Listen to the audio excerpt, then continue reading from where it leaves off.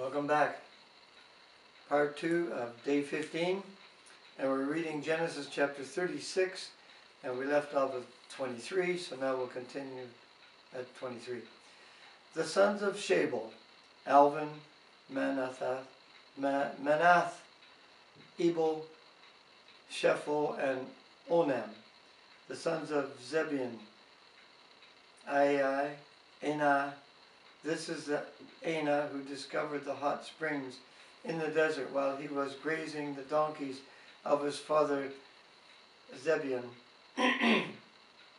The children of Anah, Doshan and Ohilibamah, daughter of Anah. The sons of Dishan, Hamdan, Eshban, Ithran, and Kiran. The son of Ezer, Belhan, Zavan, and Akan.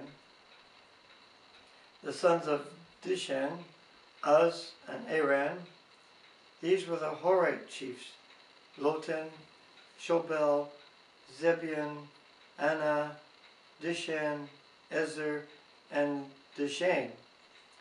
These were the Hittite chiefs, according to their division in the land of Seir.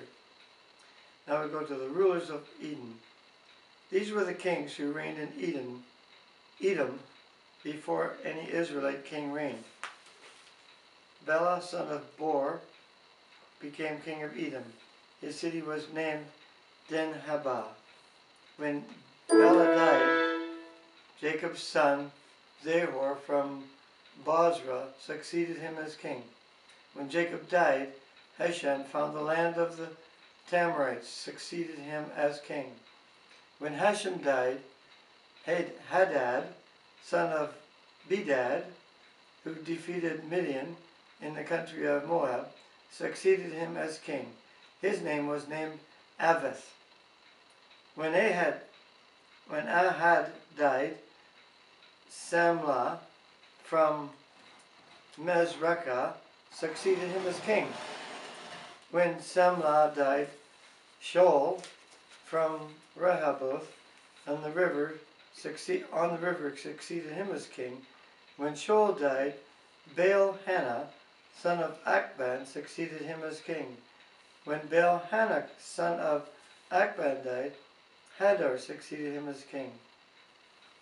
Hadad, I should say. His city was named Pau, and his wife's name was Mehetabel, daughter of Matred, the daughter of Mezahab. These were the chiefs, descendants from Esau by name, according to their clans and region: Timnah, Elva, Jetheth, Ohilibamah, Elah, Pinan, Kenaz, Taman, Nibzar, Migdeel, and Aram. These were the chiefs of Edom, according to their settlement, in the lands they occupied. This was Esau, the father of the Edomites. Okay, it's my turn. Chapter 33. I hope she's got easier reading than I do. It's chapter 37. Oh, pardon me, 37. And it's Joseph's dreams. I get the good ones. Jacob lived in the land where his father had stayed, the land of Canaan. This is the account of Jacob. Joseph, a young man of 17, was tendering the flocks with his brothers, the sons of Belhad, and the sons of Zilpah, his father's wives, and he brought their father a bad report about them. Now Israel loved Joseph more than any of his other sons, because he had been born to him in his old age, and he made a richly ornamental robe for him. When his brothers saw that their father loved him more than any of them, they hated him and could not speak a kind word to him. Sibling rivalry. Yeah, parents, you need to be very careful. Yes. Of not showing favoritism over one over the other. That's right. You have to love your children in all respects equally. Joseph had a dream, and when he told it to his brothers, they hated him all the more. He said to them, "Listen to this dream I had. We were binding sheaves of grain out in the field, when suddenly my sheaf rose and stood upright, while your sheaves gathered around mine and bowed down to it." Oh, that didn't help any. His brothers said to him, "Do you intend to reign over us?" Will you actually rule us? And they hated him all the more because of his dream and what he had said. Adding salt to the wound every time. Exactly. Then he had another dream, and he told it to his brothers. Listen, he said, I had another dream, and this time the sun and the moon and 11 stars were bowing down to me. When he told his father as well as his brothers, his father rebuked him and said, What is this dream you had? Will your mother and I and your brothers actually come and bow down to the ground before you? His brothers were jealous of him, but his father kept the matter in mind. Joseph sold by his brothers. Now his brothers had gone to Gaza, their father's flocks near Shechem. Pardon me, they'd gone to graze their father's flocks. Very funny reader. Near Shechem. And Israel said to Joseph, As you know, your brothers are grazing the flocks near Shechem. Come, I am going to send you to them. Very well, he replied. So he said to him, Go and see if all is well with your brothers and with the flocks, and bring word back to me. Then he sent him off with the from the valley of Hebron. When Joseph arrived at Shechem, a man found him wandering around in the fields and asked him, What are you looking for?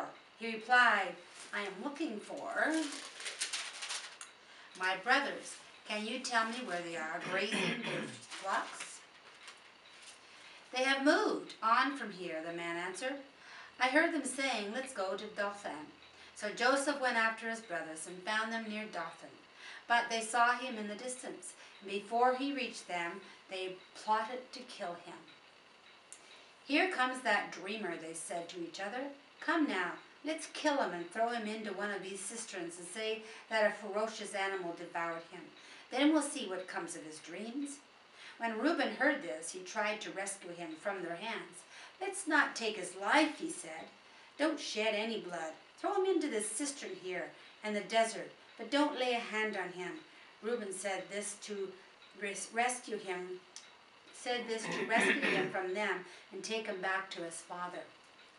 So when Joseph came to his brothers, they stopped him they stripped him of his robe, the richly ornamented robe he was wearing, and they took him and threw him into the cistern. Now the cistern was empty, there was no water in it. As they sat down to eat their meal, they looked up and saw a caravan of Ishmaelites coming from Gilead. Their camels were loaded with spices and balm and myrrh, and they were on their way to take them down to Egypt. Judah said to his brothers,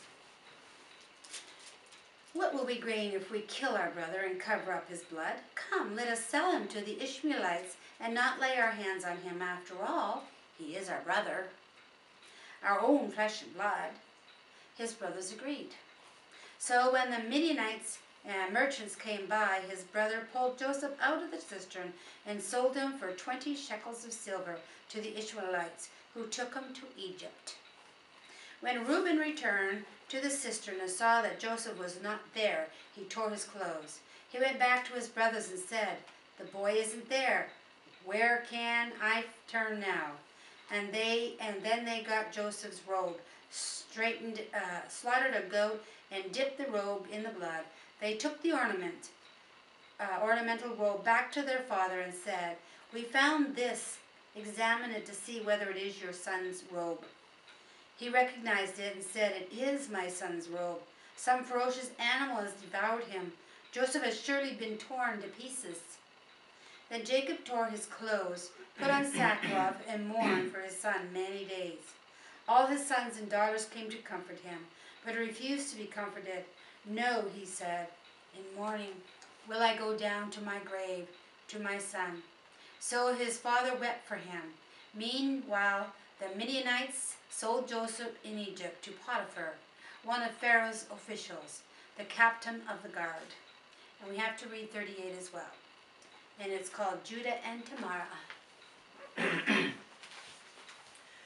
At that time, Judah left his brothers and went down to stay with a man of Adullam named Hira. There Judah met the daughter of a Canaanite man named Shua. He married her and